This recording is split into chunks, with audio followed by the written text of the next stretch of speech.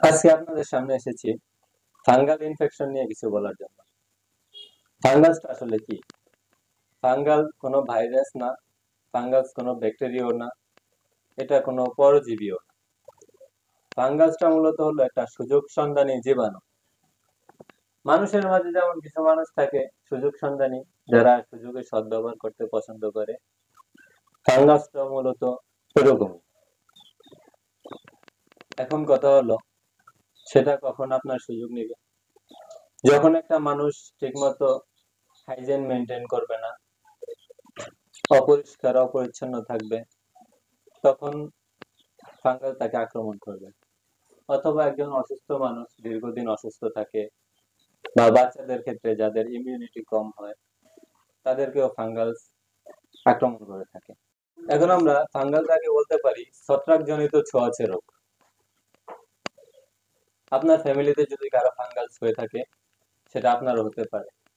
অথবা আপনি একটা টাওয়াল ব্যবহার করলেন, সেটা দিয়ে আক্রান্ত স্থান মোছার পরে যদি আপনি শরীরের অন্যান্য অঙ্গ প্রত্যঙ্গ মোছেন, সেখানেও ফাঙ্গাস ছড়িয়ে যেতে পারে।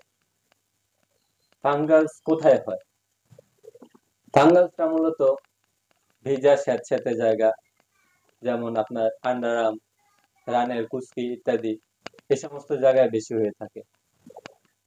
কেননা সেই সমস্ত জায়গাটা খুব একটা ড্রাই করা সম্ভব হয় না, সেই ক্ষেত্রে ফাঙ্গাস সেখানে আক্রমণ করে থাকে।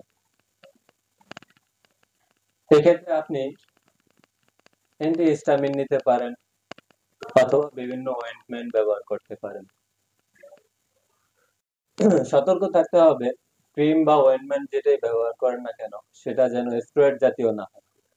স্টেরয়েড জাতীয় ক্রিম অয়েন্টমেন্ট ব্যবহার করলে সাময়িক আরাম পাওয়া যায় ঠিকই, কিন্তু পরবর্তীতে ফাঙ্গাসটা আরো বৃদ্ধি পায়।